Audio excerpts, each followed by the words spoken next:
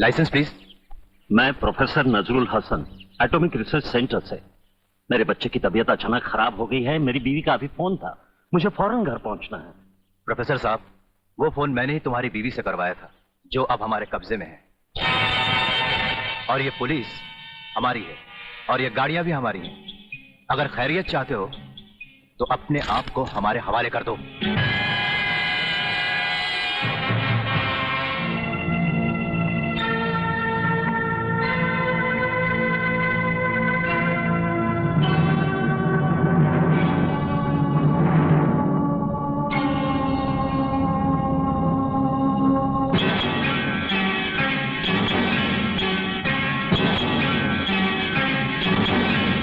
कौन हो तुम लोग? प्रोफेसर, जीना चाहते हो तो चुपचाप हमारे साथ चलो।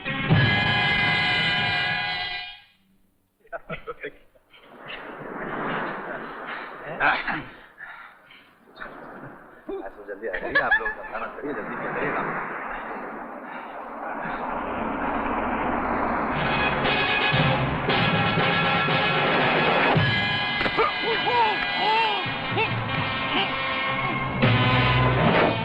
हमारे देश की मिसाइल टेक्नोलॉजी के 3 सबसे बड़े वैज्ञानिकों का दिन दहाड़े अपहरण हो जाना हमारे देश की सुरक्षा के लिए बहुत बड़ा खतरा है और हमारे लिए एक चुनौती। इस चुनौती का हमें मुंह तोड़ जवाब देना होगा। सिर्फ इंक्वायरी से काम नहीं चलेगा, हमें कोई ठोस कदम उठाना पड़ेगा और जल्द से जल्द यह पता करना पड़ेगा कि इस अपहरण के पीछे किसका हाथ है।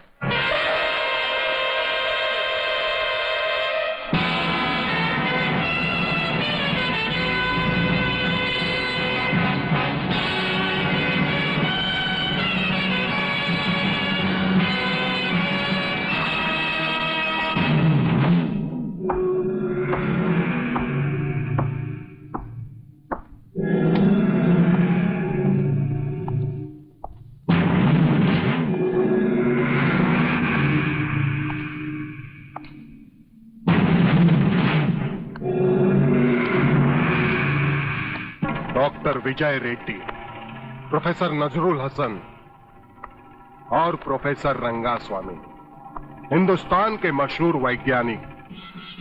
मेरी बात अच्छी तरह से अपने दिमाग में उतार लो। मैं हिंदुस्तान को दोबारा गुलाम बनाना चाहता हूं, इसीलिए मैंने यहां पर मिसाइल बनाने का प्लान तैयार किया है और वो मिसाइल तुम्हें बनाने होंगे। तुम्हारा नाम जो भी हो, मैं जानना नहीं चाहता, मगर एक बात तुम अच्छी तरह समझ लो। हम अपनी जान दे सकते हैं मगर देश के साथ गद्दारी नहीं कर सकते। अच्छा, ये बात है तो फिर जान ही दे दो।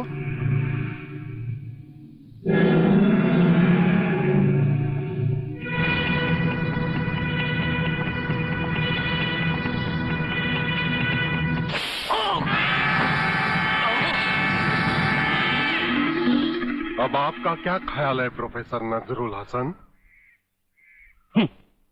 मौत का खौफ दिखाकर तुम हमें खरीद नहीं सकते। मैं इस मुल्क का एक जिम्मेदार साइंटिस्ट हूं और एक सच्चा मुसलमान भी। गद्दारी हमारे खून में नहीं है। ठीक है, तो फिर लिख देते हैं शहीदों की लिस्ट में तुम्हारा नाम भी।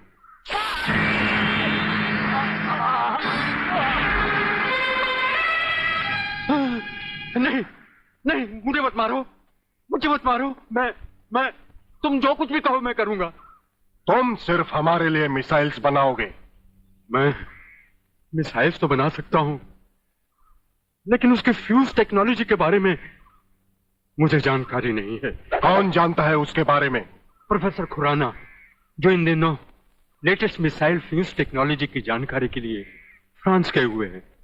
उनके अलावा इस देश के किसी भी साइंटिस्ट को इसके बारे में कुछ नहीं मालूम। तुम मिसाइल्स बनाने का काम शुरू कर दो।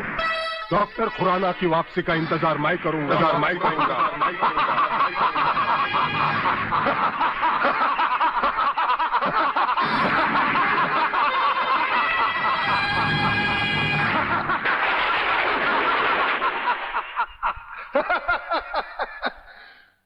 बर्बादी, बर्बादी और बर्बादी।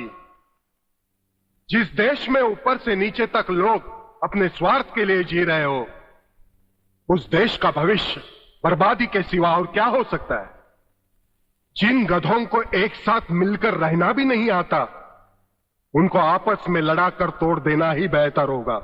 मेरा नाम प्रलयनाथ गुंडा स्वामी है। आने वाली 15 अगस्त को इस देश में मैं ऐसा प्रलय लाऊंगा कि आजाद हिंदुस्तान को गुलाम बनाना एक चींटी मारने के बराबर होगा।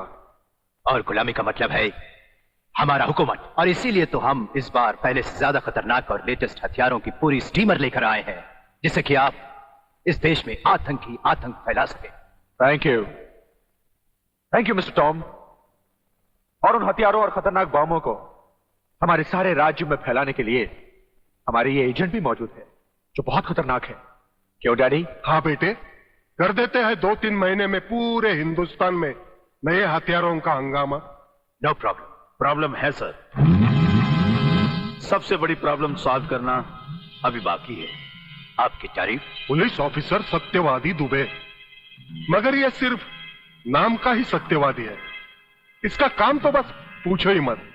यूं समझो कि पगार सरकार की खाता है, लेकिन काम हमारा करता है, वो भी पूरी वफादारी के साथ। ओह, फिर क्या प्रॉब्लम है मिस्टर सत्यवादी दुबे? सर, मेन प्रॉब्लम है DIG Rudra Pratap Chauhan.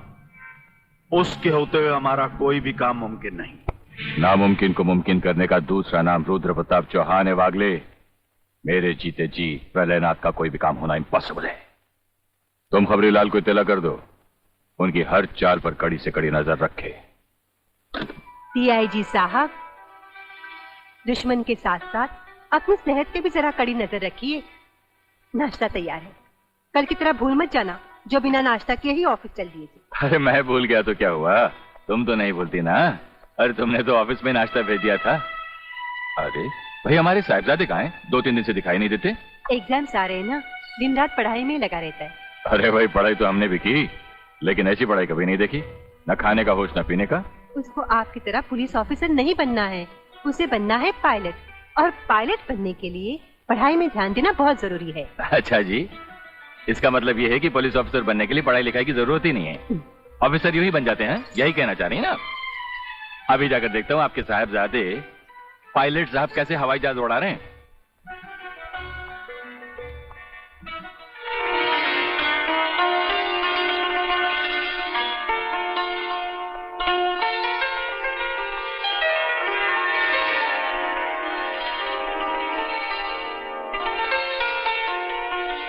Pilot, a captain, ए मेरे पायलट।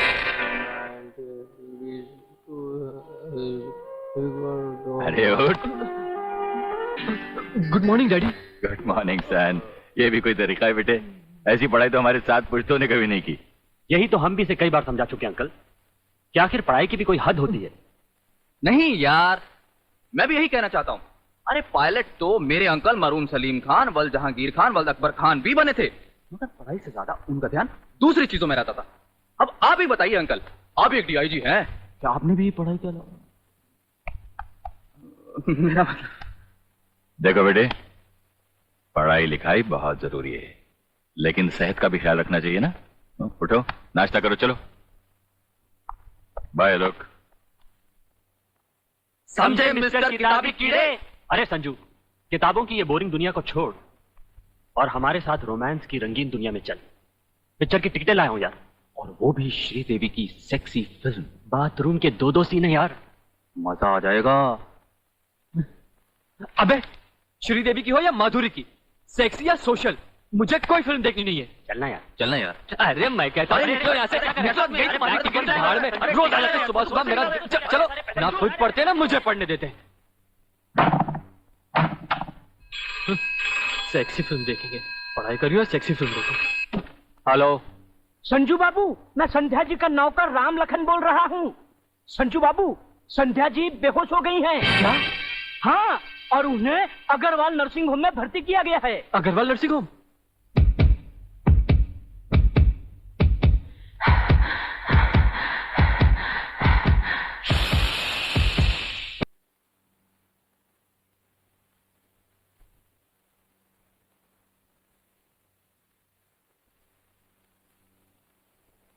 संध्या कहां गई थी? अरे मैं पूछ रहा हूं, कहां गई थी? अरे बोलती क्यों नहीं? ओहो, इतना चिल्ला क्यों रहे हो? भूल गए आज सोमवार है, बेचारी का मौन व्रत है। मंदिर गई थी पूजा करने। आपका बस चले तो आप तो उसे भगवान के दर्शन भी ना करने दें। अच्छा। जा बेटी, जा तू अंदर जाकर आराम कर, जा। अरे अरे, क्या हुआ बेटी? मम्मी मम्मी, वो चूहा।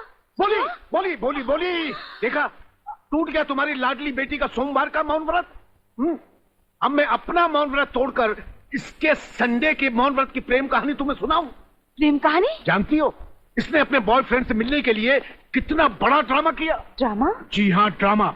अग्रवाल नर्सिंग होम में बेहोशी का नाटक करके भर्ती हो गई और वहां के स्टाफ को पैसे खिलाकर अपने दोस्तों को बुलाकर नाच गाना किया। पूछो अपनी लाडली। अरे है? इसे शादी की हथकड़ी पहनानी पड़ेगी। सर, खबरीलाल आपसे मिलना चाहता है। अंदर भेजो उसे। Right sir. तुम अंदर जा सकते हो।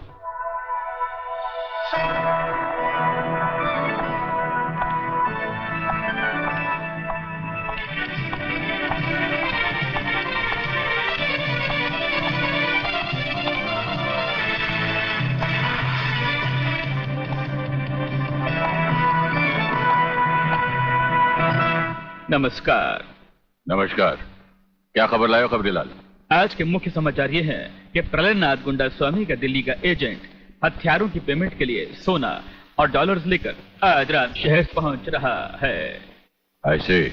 हमारे दिल्ली के संवाददाता के अनुसार उसकी कार का नंबर है DL027070 और ऐसी आशा की जा रही है कि उसकी कार आज रात ठीक 12 बजे की सीमा में प्रवेश करेगी। इसी के साथ आज के समाचार समाप्त हुए। नमस्कार।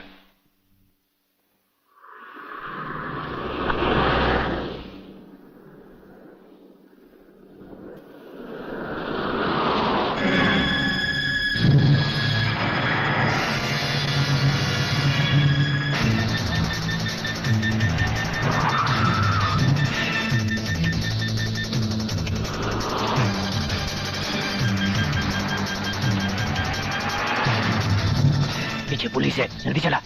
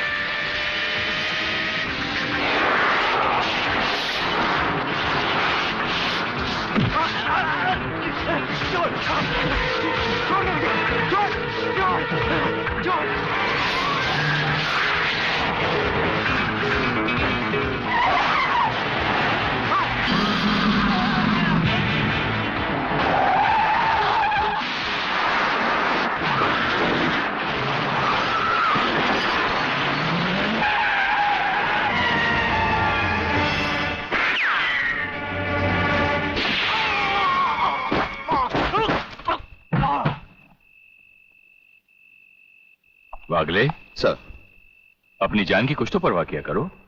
आप ही ने तो सिखाया सब ट्रेनिंग कॉलेज में। आप जैसा एक जिंदा रहेगा, हमारे जैसे हजारों तैयार होते रहेंगे। और आपके सिवा मेरा है कौन इस दुनिया में। I am proud of you. Thank you sir.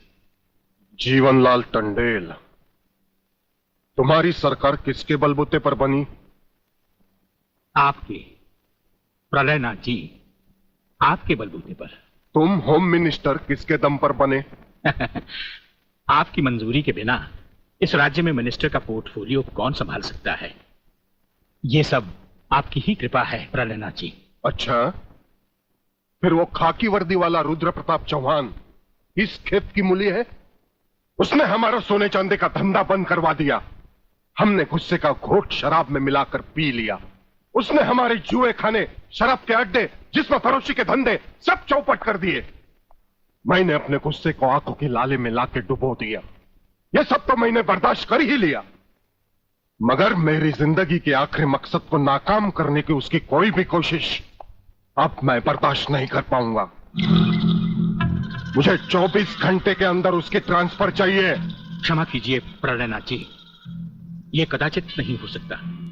मैं हाई कमांड से भी इस मामले में चर्चा कर चुका हूं। रुद्र प्रताप का ट्रांसफर असंभव है। जो संभव होता है उसे हम जैसे सत्यवादी पुलिस ऑफिसर की मदद से गुंडा स्वामी आप संभव कर सकते हैं। क्या मतलब? मतलब है रुद्र प्रताप की मौत। मगर तुम तो आज तक यही बकते आए हो कि ना ही कहीं वो अकेला जाता है और ना ही निहत्था। मगर अब ये भी बकता हूं कि वो एक जगह अकेला भी जाता है और निहत्था भी।